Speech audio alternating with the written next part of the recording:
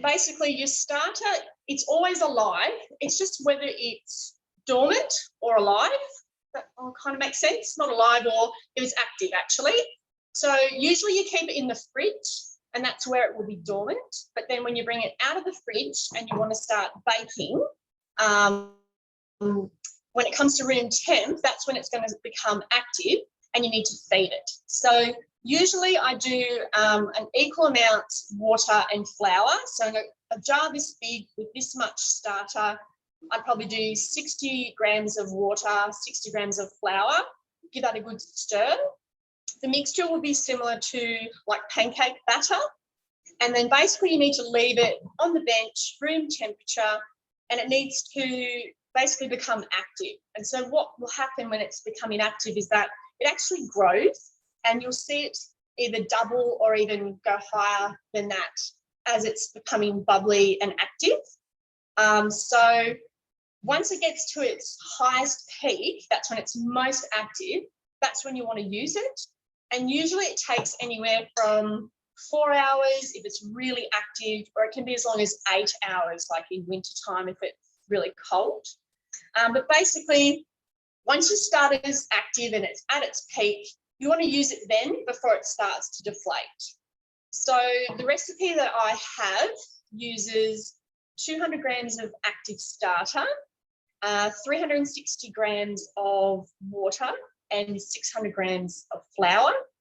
Now, a lot of recipes will talk about doing sourdough by hand, and that's really fun because you get your hands messy and sticky.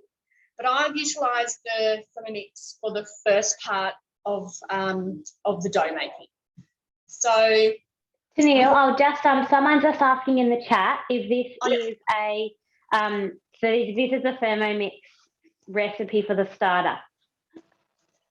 No, sorry, I'm moving on to talk about actually making some sourdough. Okay. Yeah, so they just wanted to know, like, is this the one off Cookie Dough, I think, or is it one of your own starters? The ratios I just mentioned now, that is a recipe that my sister uses, but I had a look at the basic sourdough recipe that's on Cookie Dough, and my ratios that I just mentioned are very similar to their ratios. They probably have a bit more starter in theirs. So I think they had about 300 grams of starter and a bit less flour than what I used. I had 600 and I think their recipe has 450. So it's really a matter of just playing around with the recipes and finding a mix that you like. But I've kind of brought my recipe and taken it to the Thermomix. So you can either use the one that's on the Thermomix and that's perfectly fine, but basically you need to get yourself a starter first. So either get some gifted to you from someone, or you can use the mother starter recipe that's on Cookie Dough, and you just need rye flour and water. All right, so I'll move on. So I've already got some dough ready to do a knead, but so I'm not actually going to show you how to do it in the Thermomix. I'll just explain what I did. So basically, I put my 360 grams of water in the bowl, and then I poured in 200 grams of starter. Now, you know it's ready to use, or when it's really active, when the starter actually floats in the water. If it sinks, then it's probably not active enough and you're not going to get a really good rise. But if you see it floating, which you can just do a little test in a bowl of water first. Yeah, if you see it's floating, then you're good to go. So in the bowl, 360 grams of water, 200 grams of your starter, 600 grams of your baker's flour, and then I just did a manual 10 seconds speed 3 just to combine it all together. And then I used the dough function, the automatic mode, and just put it on for 4 minutes on dough, and it just kneaded that away. So then when that came out of the Thermomix, I then popped it in just a big silver bowl. You don't have to spray it with oil or anything like that. So that was my dough, which I made about an hour ago now. So the first hour that it's sitting, it's just giving a chance for the gluten to work its magic, and it changes. My sister knows all this terminology a lot better than I do. Got gluten-free, what do you use instead of baker's flour? Well, I haven't actually, Sharon, made a gluten-free sourdough. So really it would come down to having to practice yourself and just substituting gluten-free flour for your baker's flour.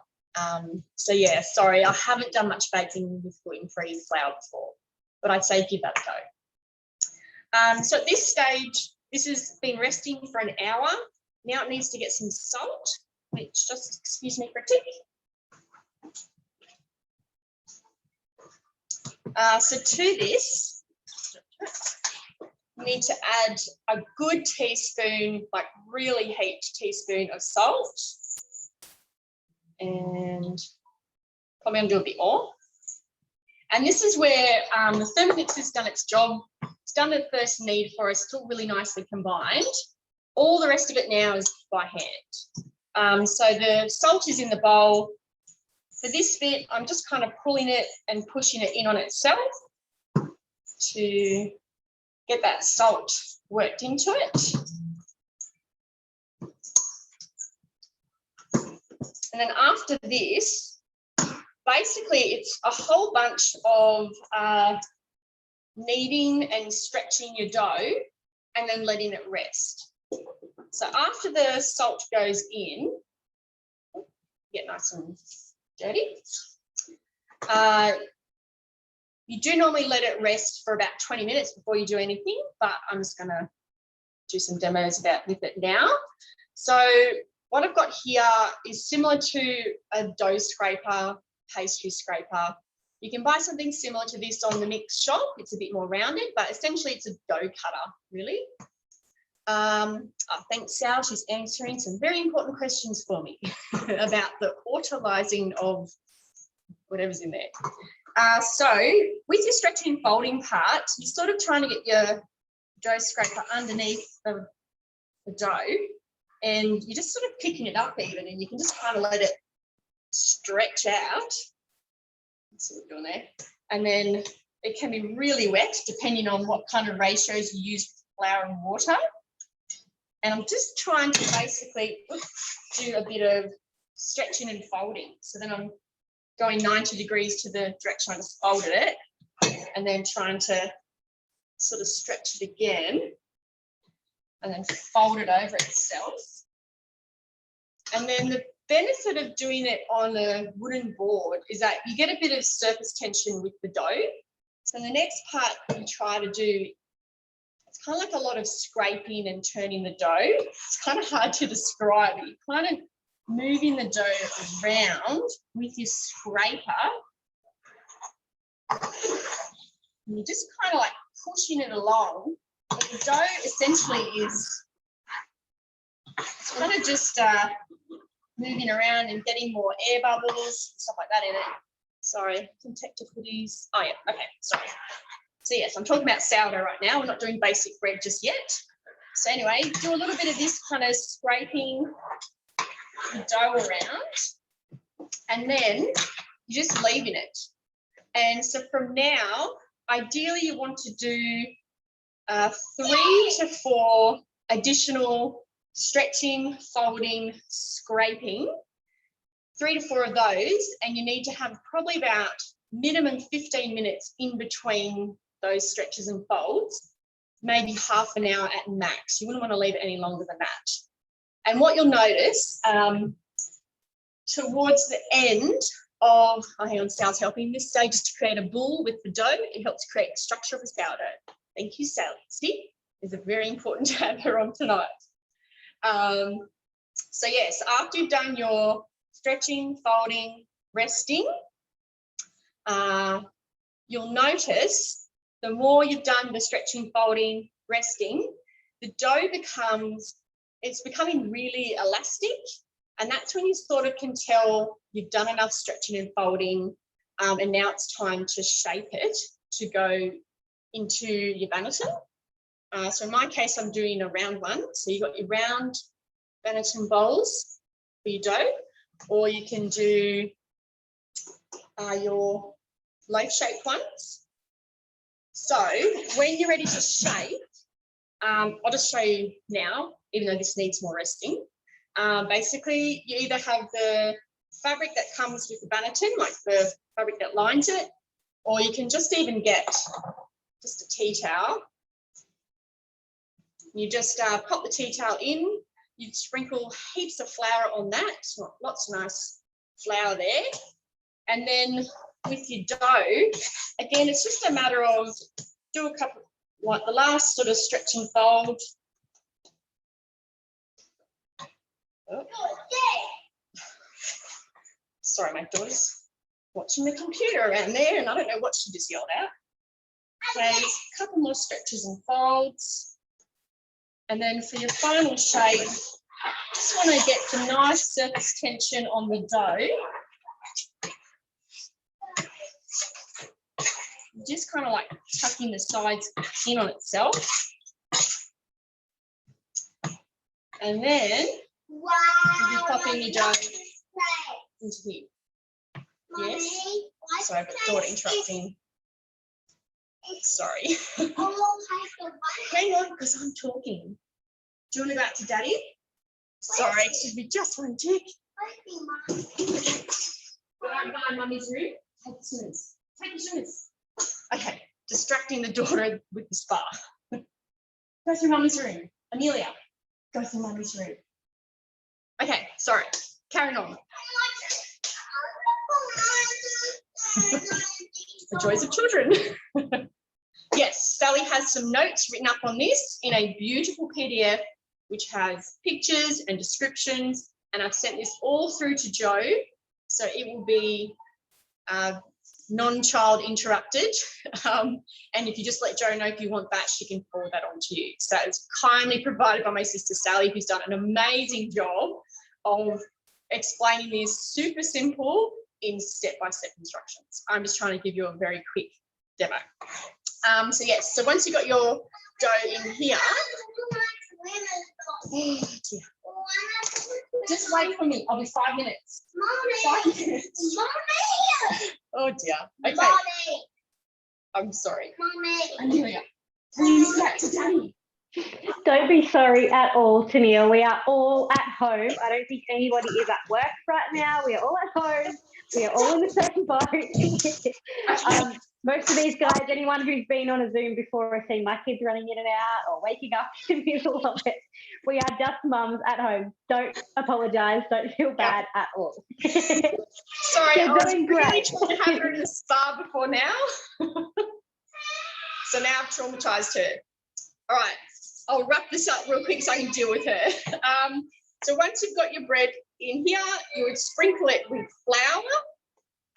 Then you wrap it up, give it a nice little bed, and then ideally, oh, hang on.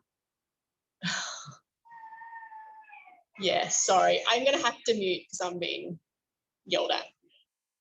Okay, he's gone now. Lovely husband, not giving me a chance to do my own thing for a little bit. Okay, carrying on. You have your little bed, and then you want to put it, ideally, in the fridge. You want to give it overnight. You pop it in the fridge, play bag off like this, and then in the fridge overnight. Usually, yeah, like if you're making it now, I'd put it in overnight and I'd cook it in the morning. That's enough time for it to sort of sit. It will still proof in the fridge for a bit longer. So when you get it out in the morning, you'll notice it is bigger and fatter. And Sally can probably explain that a bit better, but I think it's just to get better flavour from your sourdough. And but I mean, if you want to, you could cook with this. Probably you need to let it proof for a little bit longer, but I always find a proof in the fridge overnight, you get much better results. So then in the morning or in the afternoon, when you want to bake, the key is a really hot oven, and ideally with a round loaf, you can use a Dutch oven, or in my case, I've just got a really heavy base crock pot. And, or if you're doing the loaf-shaped bread, you could use these loaf tins that you can get on the mix shop. They've got a little lid, and it's a really great, basically loaf-shaped bread. Okay, so doing the round one, what you do is you would place this in the oven, and you get the oven as hot as you can. up to about 230 degrees. Have this in there, preheating for a good 20 minutes, half hour. Then when you're ready to bake, what you do is you would get your dough back out of the fridge, get some baking paper, and essentially you would flip this out. Okay, hang on. Okay, it's just back to front. It's all right. It'll be okay. I'll come fix it as soon as I'm back to front. That'll be right. Okay, so sorry about that. Yep, you get your baking paper, flip this out, and then with a really sharp knife, you want to score your dough. So you want to cut it, probably just a crisscross spine. If you're doing the loaf-shaped bread, I just go one big cut down the middle. Okay, sorry. Putting goggles on. Ow, ow. Sorry, darling. Okay, you good? Okay, right. So you've scored your loaf. We're nearly there. And you just put them on, darling. There you go. Come on. Okay. So close. Score your loaf. You're picking up your thanks, Ashley. You pick up your bread that's on its baking paper. You get this out of the oven, which is piping hot, so don't burn yourself. Get that off with obviously gloves. Bread then goes, pretend this is baking paper. Bread goes in your really, really, really hot container. Lid goes on. This goes into the oven at that really hot temp. I put mine at 230, but mine's a hot oven. That will go in for about 20 or 25 minutes. And so by putting it in this Dutch oven style method, and by having the dough really cold, by shoving it into the really hot Dutch oven and then into the hot oven, it's like it almost creates its own little steam sauna, really. And it just helps the dough to really rise and get some lift. So you let that do its thing for 25 minutes. Oh, excellent. What's Joe talking about? Yeah, we've just got some bread proofing baskets, and they're like that bowl that you have there. They're brand new. I think they're just about to drop. Yeah. So we've got both of those coming into the mix shop that you'll be able to get if you're looking to do stuff like this too. Yep. So yes, so 25 minutes in this, and then I turn the temp down to about 200. You can either take the lid off and just leave it in there like that in the lid, for another, in the bowl for another 20 minutes. Or I think in Sally's notes, she talks about actually getting the loaf out and then just putting the loaf itself back in the oven at the 200 for 20 minutes. Then when it comes out of the oven, you want to have it on a cooling rack, so it doesn't sweat. You don't want to leave it in this hot container because it'll sweat away. And then, like Ian Newton says, here's one I prepared earlier. So you can see we've got the nice score marks on top, and it just really gives the dough a chance to like explode out of itself. Really nice rise, and it tastes really yummy. But whilst it's piping hot, don't be tempted to cut it, which is all you want to do, because it's still cooking. So you actually need to let the loaf cool right down. So because I have let this cool down, I can do the honours and I'll grab a knife and we'll cut it. And then you can see how well I've folded it and whether we've got any holes in it. So let's see. Now I don't do my loaf as wet as Sally's. So she gets really good holes in her sourdough. Mine tend to be a bit tighter because, I don't know, I don't like all my butter running out.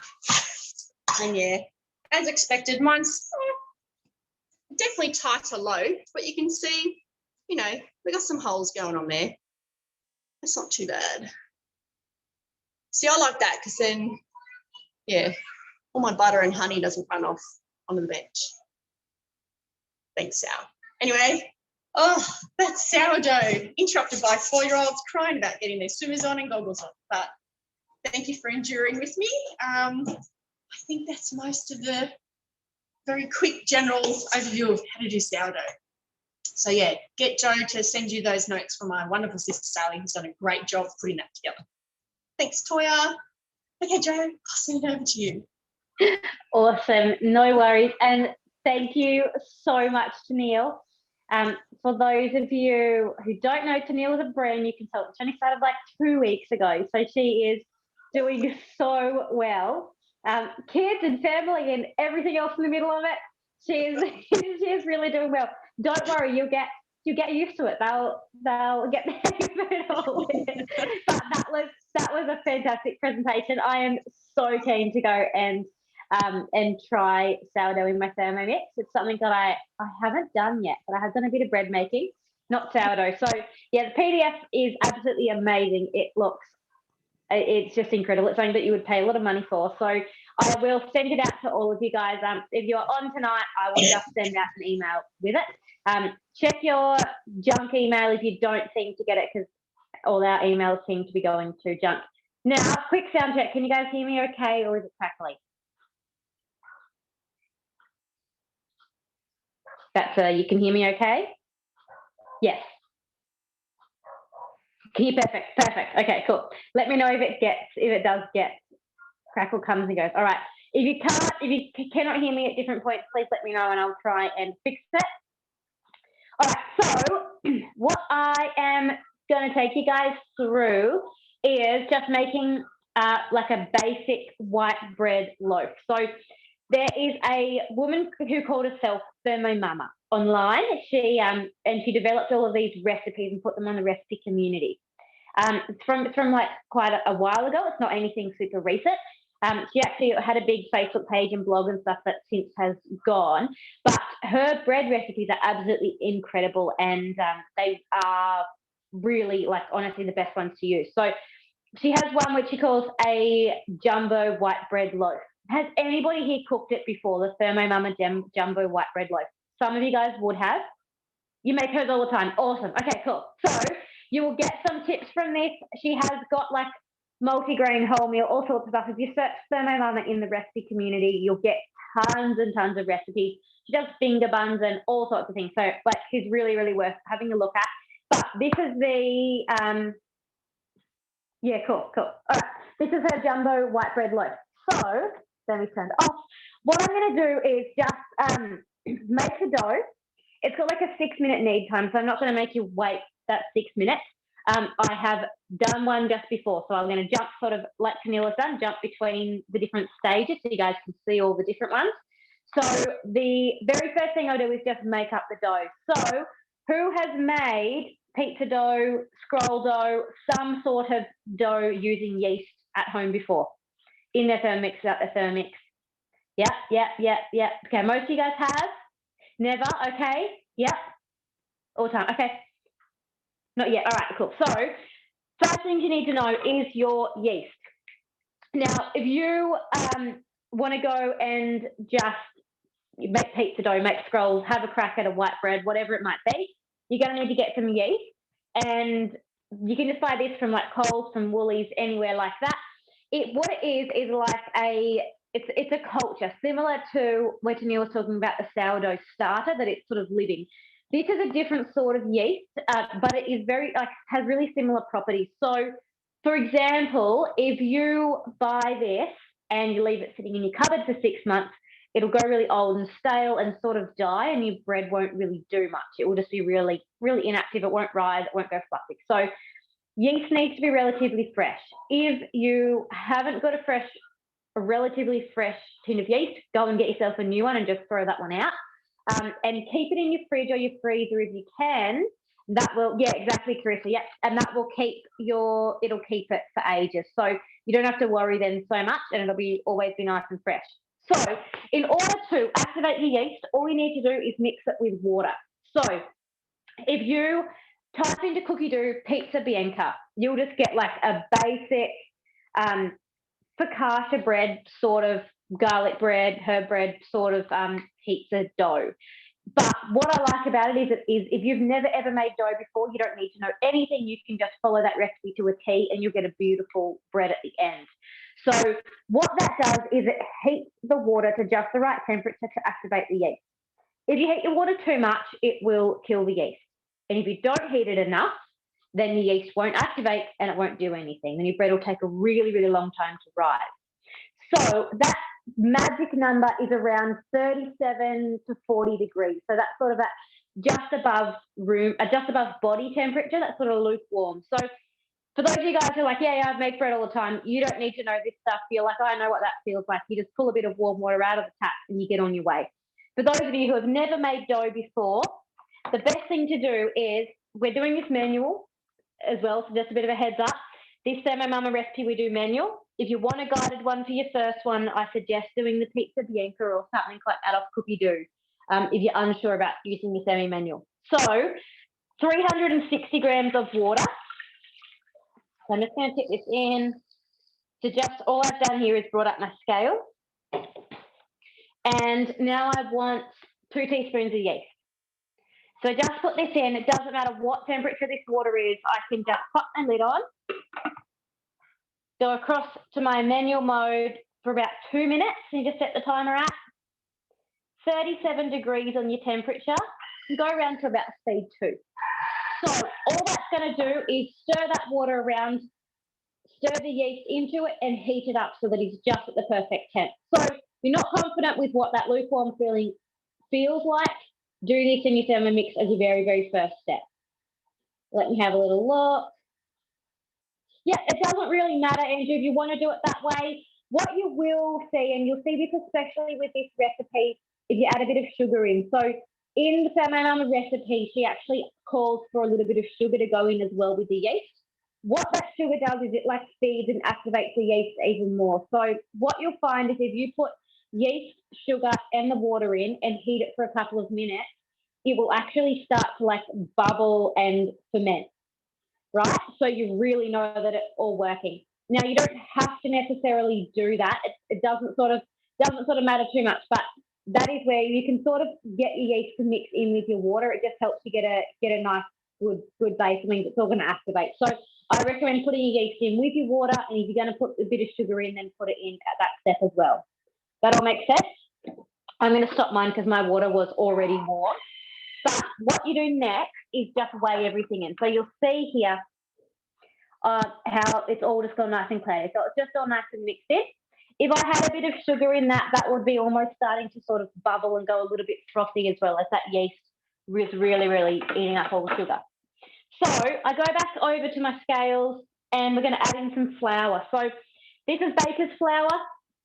It is not plain baking flour. You need to buy baker's flour or bread flour, and you can get that from the supermarket. You can get it from any of your bulk food stores, Whole Food stores, but it has to be baker's flour. It is a really strong, stiff flour with extra gluten in it, and if you don't get that, your bread just doesn't rise and go as nice and fluffy. It doesn't work as well with just the plain flour.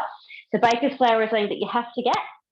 So 600 grams of baker's flour. Now, in this Semi Mama recipe, she calls for bread improver. If you want to go and buy some bread improver, stick 2 teaspoons of that in. For me, I use apple cider vinegar. I don't like the additives that the bread improver has in it. It's got so many foreign ingredients, and I like to stick to ingredients that I know when it comes to cooking. It comes to cooking for my family. So I would prefer to use a little bit of apple cider vinegar. I always have this in my cupboard anyway. It's not something I have to go out and buy. It works really, really similarly, and you just use it 1 for 1. So about 2 teaspoons of this. Then you pop in about 1 or 2 teaspoons of salt. And as you can see, you don't have to be super precise when it comes to making bread. And about a tablespoon of olive oil. So that's your ingredients in. You pop your lid on. And 15 seconds on speed 3. What this does is combines it all together. So it goes from powdery flour to more of like a mixture. There we go. So you've got 5 kilos of baking flours at Woolies. The one with the kangaroo on it. Yeah, I think it's called Wallaby Baking Flour from memory, Sally. And the 15 bags from Costco cost $10. Yeah. To be honest, if you're going to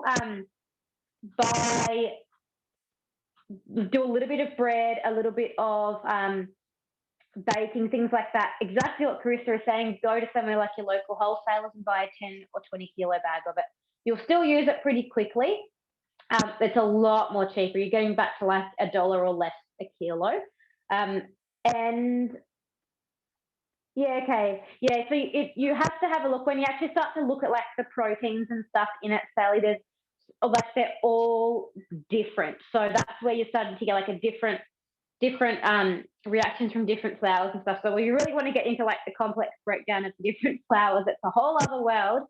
But yeah, find a brand that works for you. I go to Dawson's and I get the Superb Baker's flour. It's in a 12.5 kilo bag. They do a 25 kilo bag that I have gotten at different times as well. But that's what I go and get, and that's in Taree if you're local. All right, so that is 15 seconds, and you can see it coming together like a dough. Then all you do is go onto your manual dough mode and start it for 6 minutes. The 6 minutes is a pretty long need, but it is what you need to get this really nice and light and fluffy. Now, be warned, if you are brand new to Thermomix, don't ever walk away from your machine when it's kneading dough. The reason being is there is nearly a kilo of weight in there, or there's over a kilo in there. And as you can see how much this is moving now, as that dough really comes together, what the machine does is flips it up and drops it back down and flips it up and back down. Similar motion to what Tennille was just doing with that sourdough where she was sort of going from side to side. Your Thermomix mimics that and tosses it up and down and up and down and up and down. And it uses the sharp and the blunt side of the blade to do that. So as it does this, see how it's starting to rock a little bit? What it can actually do is walk. So as it does this, it'll actually move, and it can potentially move from there right off the bench. And doesn't that make you feel a little bit sick? Yeah, nobody wants their Thermomix to go off the bench. So always keep that in mind. When you're kneading dough, don't walk away from it. Just keep an eye on it. Stay in the room. So I'm going to put this back there, and I'm going to just stop it there because it's a bit hard to hear me while it's going. So that is my dough on. Now, when that's finished, if you have, who here has a dough mat, the thermo mat? Pop it into the chat box if you do, or give me a hands up or something so I know who does. Awesome, lots of you guys do. Yeah, cool. If you don't have one of these, you've got to get one. If you're going to do any bread dough, it is so, even just like a pizza night at your house, it's a total game changer. So I'm not going to get mine out just now because I'm not going to wait for that knead to finish. But if you did need to get it out of your Thermomix bowl, the easiest way is flip your bowl upside down, and then you just turn the base of your blade and your dough just sort of falls out. You don't get left with too much mess inside.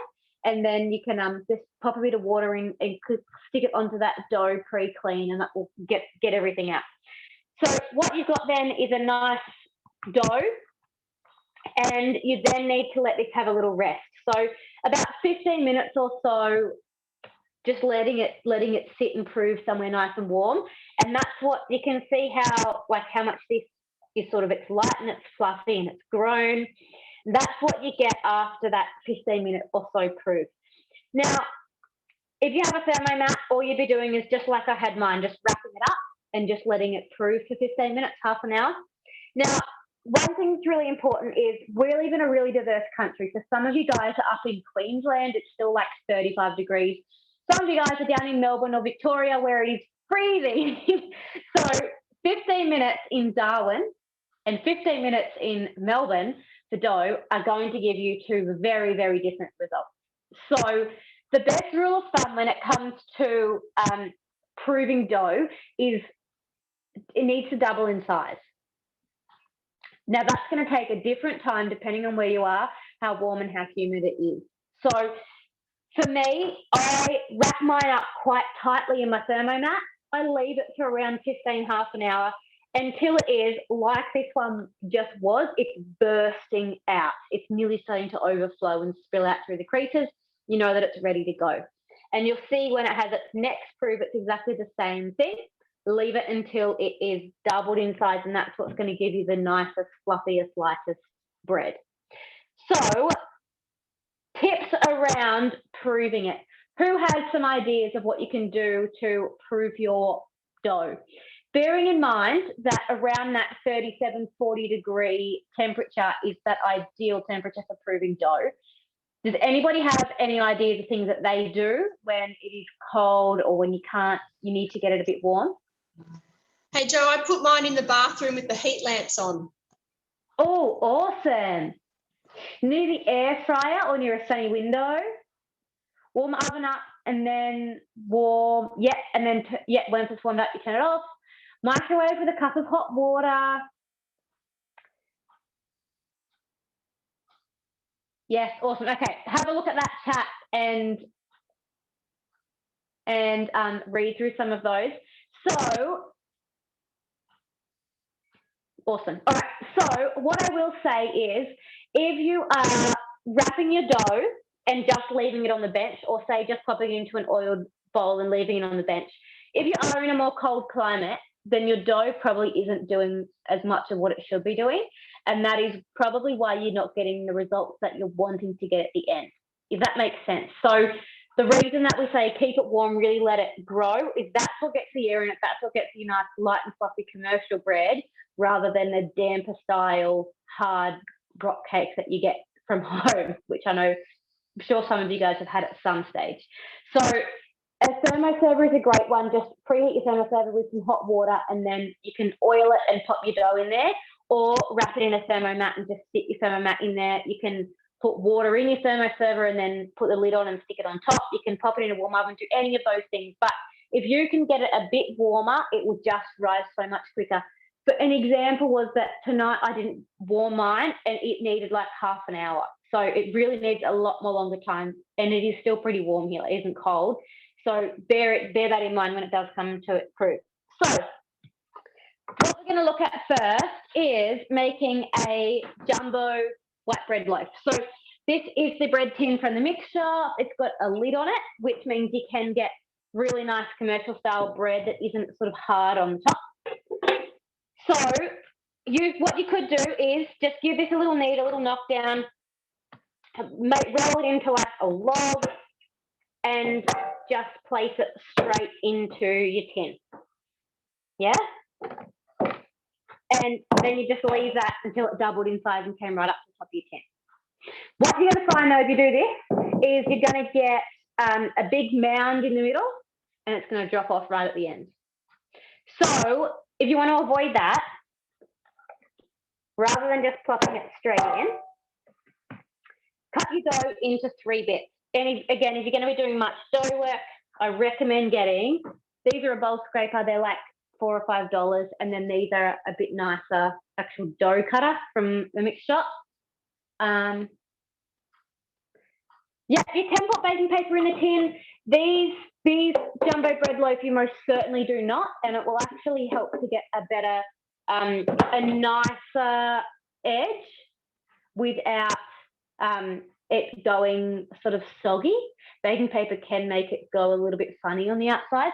Again, play around with it and get what you like, get what works for you. But this one was one that I did earlier. You can see how the side of it is nice, but it's still quite soft, but it's sort of more commercial sort of style bread. So if you have got a good bread tin, maybe give it a spray of olive oil. The ones from the mix shop certainly don't need it. If you want to line it with baking paper, you can, but it's definitely not necessary. So I'm just going to cut this into 3 pieces, relatively even. And what you can do here is just sort of roll them into like a bit of a ball so that they're relatively flat on one side. I'm just going to sort of tuck all the messy bits in so I have like a relatively nice little round ball. Pop this down one end and then do the same thing with the next one.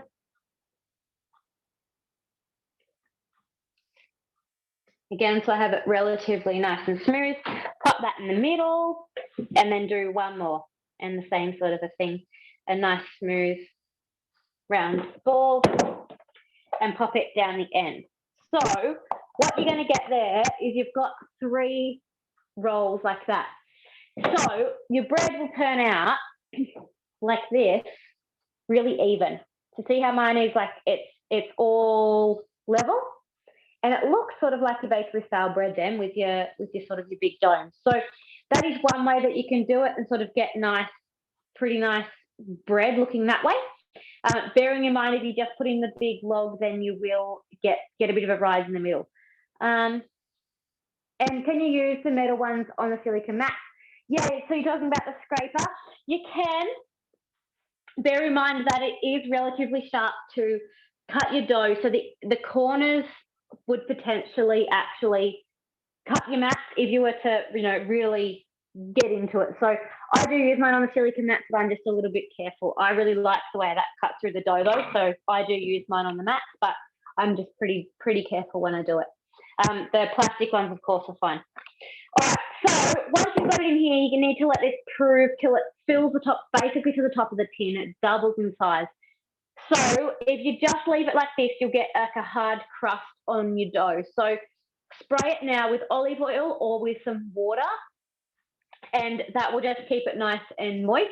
You could even cover it with a damp tea towel, but honestly, a bit of a spray of moisture on the top is the best thing that you can do. And then again, it needs to be somewhere relatively warm.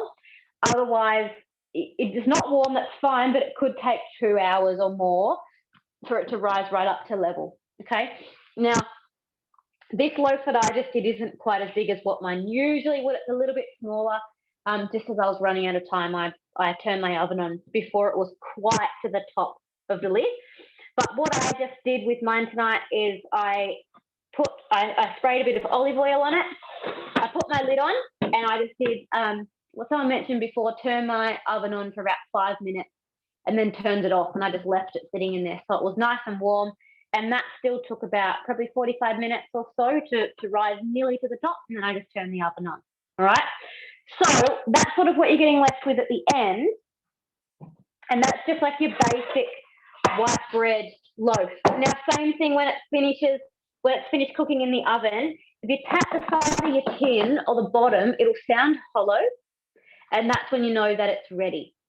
If you want to take the lid off, I take my lid off with about 5 minutes or so to go and just let it brown up a little bit along the top. If you leave it, you can leave your lid on, however you want to do it. Once it comes out of the oven, get it out of the tin within the first few minutes, because it starts to sweat and you get it, so it ends up a little bit soggy on the outside. So really important to get it out of the tin relatively quickly. So that is your like jumbo loaf. Now, does anyone have questions on that, on just making like a basic loaf of bread, on the shaping, on the proving, on any of that sort of side of things? Let me know if you do. What I'm going to do is just pick this back out. Now, if you'll be giving it a go, awesome. That's good to hear. If you are finding that your dough is a little bit sticky, lots of people say, I'll put flour on your hands. The only thing with that is it's drying the dough out all the time. So the actually better option is to put a little bit of oil on your hands. So whether you just get a little bit of olive oil straight out of the jar, or even just a spray on there, and you're much better, because then you're putting your moisture back into your dough and you're getting a nicer consistency rather than drying it out even more. Just having a quick look here in the chat. Yeah, okay, yeah, that's another way to do it. Awesome. Yeah, so just lift it. Yeah, okay, use baking paper in it and then use that to lift it out. Yeah, for sure. What you'll find is that it doesn't really stick in these. For this one, for example, I just tipped that up to the side and it just tips straight out. Your bread doesn't get stuck. I literally pulled that out a few minutes ago. There's not a skerrick of dough in there. So these tins are like the Rose Gold Bakeware. Nothing sticks in them. And really, any good bread tin, doesn't matter where you get it from, it should all be the same. That your bread should not be sticking in your bread tin unless you have a really, really bad quality or really, really old scratch one. You shouldn't be having an issue with that. So what I wanted to do now was quickly do a little brainstorm. I want you guys to throw into the chat box or come off mute. What else could you do? You get dough here. Instead of a bread loaf, what else could you do with it? What creative ideas have you got? Could you turn it into scrolls, raisins? Yes, to make a fruit loaf, focaccia, breadsticks. Keep them coming.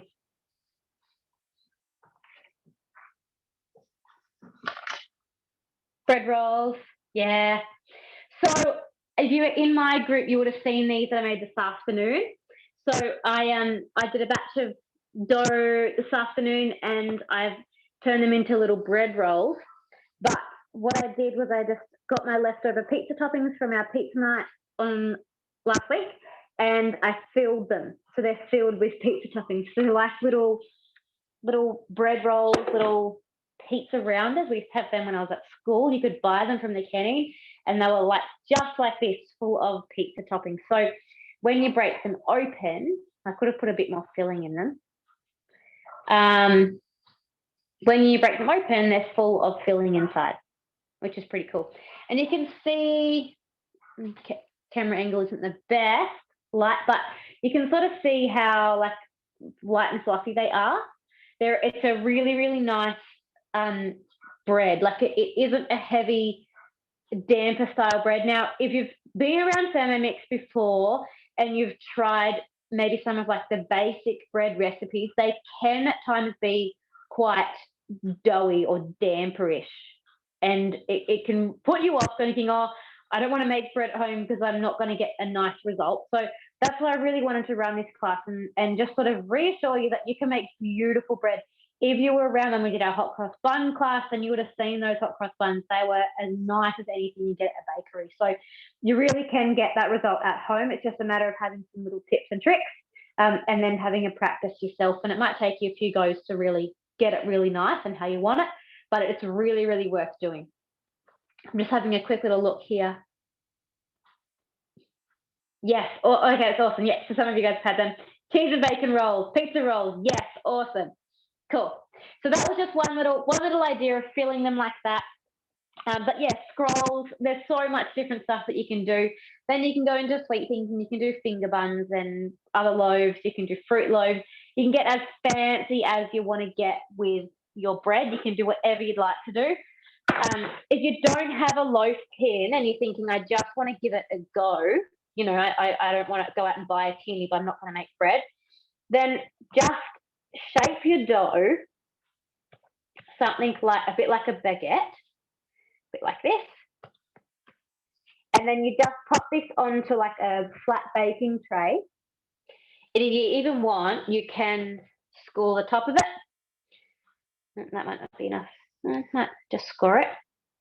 Something like that. And then you're going to get like a really, really rustic loaf as well. Can you guys see that very well? Sort of. Doesn't look very good from that angle. But yeah, it's depending on what you want to do. So you don't have to have all the gear. You can just get in and cook that and you're still going to get a really nice white bread loaf. It'll just spread out a little bit more. It'll go up. It'll go out a bit more. It won't, you know, look like a commercial loaf of bread so much. A cob loaf. Yes, that's another awesome idea. I think that's what one of mine will end up being tonight. And the other, it looks like a Vienna loaf. Yeah, exactly. So once you start to get creative with your dough, you can do anything. Now, my last little thing, when it does come to shaping bread rolls, again, if you're on a hot cross bun, you would have seen this. But when it comes to shaping your bread rolls, the best thing to do is break off a little piece like this. If you're wanting to get them accurate, weigh them on your Thermomix. So just turn it on, hit your scale, stick them up on the lid and just get a rough idea. I like about 80 grams is a nice size roll, I think. And then to get them nice and round, if you hold it in your hand, you stretch the dough down and around. So you're essentially sort of tucking all of it in and you're stretching it to be nice and smooth on the top. And you sort of roll it around until you get it nice and smooth all around the top. And basically you have like a little bum at the bottom, which has all the little folds. So then you just sort of squish that all together, so it's relatively neat. And you're ending up with like a nice little round with just a little bit of mess on the bottom.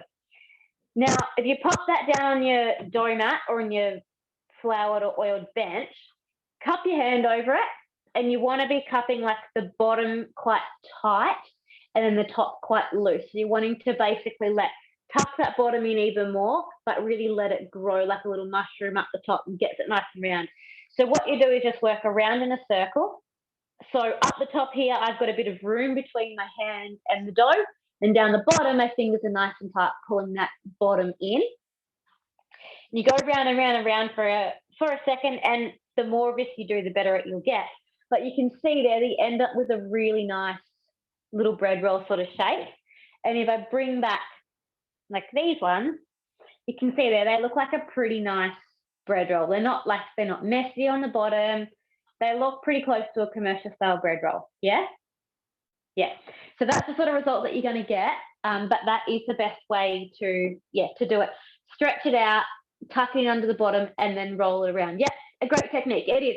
And you'll just get used to it. The more of it you do, the quicker that you'll get. It doesn't take long at all now to smack out a tray of them. And it gives you really, really nice looking bread. All right. Now, the one last tip is when it does come to popping it into the oven, the secret with this bread, opposite to the sourdough, you don't want a hot oven. So pop your dough into a cold oven and then turn it on. It will generally add 3 or 4 minutes to your recipe.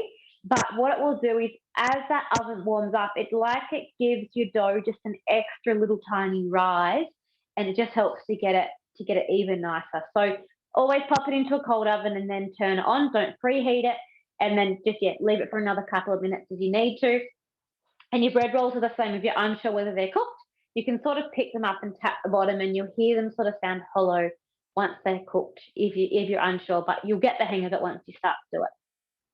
All right, I want to hear in the chat box now, what do you think?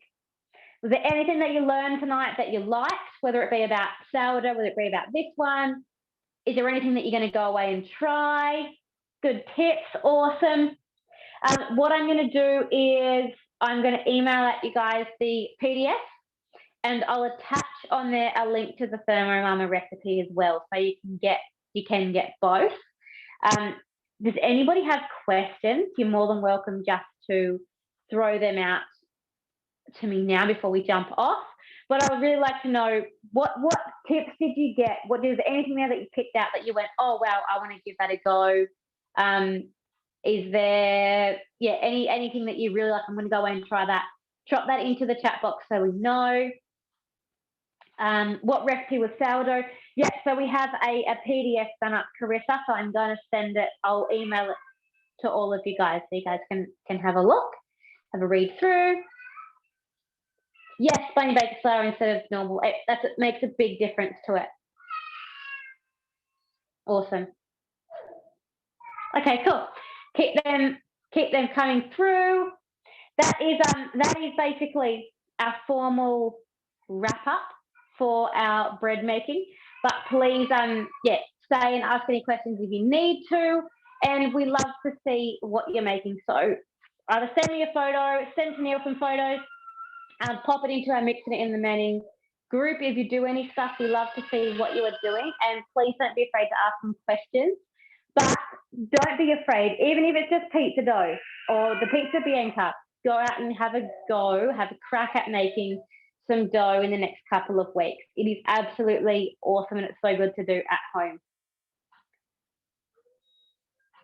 Oh yeah, the bread bag in the mix shop is a great way to keep it. Yep, it doesn't go stale in the bread bag, and it keeps it. Your homemade bread will tend to go moldy if it's kept in an airtight container. So the bread bag stops it from sort of going stale, but doesn't let it go moldy. So it is another really good investment if you're going to be making a lot of your own bread. Your bread rolls can go in there as well.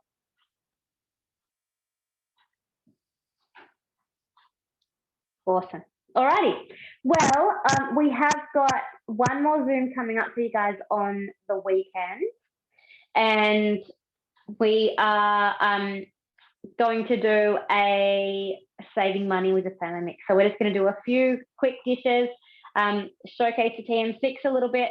It is a chance, if any of you are wanting to get that second bowl blade and lid set for $99, you can invite a couple of friends along who may be interested at having a look at one. Maybe they've asked about one before. And if they go ahead and purchase one, then you get a second bowl for $99. So it's a pretty good and easy way to get yourself one. If you're not wanting a second bowl, then there is all of our other host rewards available. But that will run over the weekend, and you guys are all welcome to jump on as well. We have a face-to-face Mother's Day workshop coming up. It's going to be running in Wingham pretty shortly, so we're going to start advertising that. And we will have more online stuff coming to you guys next month as well. We have a big face-to-face cooking class planned for June, end of June in Taree as well. So we have lots and lots of stuff on. From an online perspective, if there's anything in particular that you guys want, please let us know. We've had lots of requests for bread making. That's why we did it. But we'll give you guys whatever you want. So I know quick and easy dinners and healthy meal prep are things that we've had lots. I know some of you guys also want to use your aromas a little bit more. So we'll be doing some more of those over the coming months as well. Sous vide, it's a really fun one. Has anybody sous vide here before? Pop into chat box if you have. No.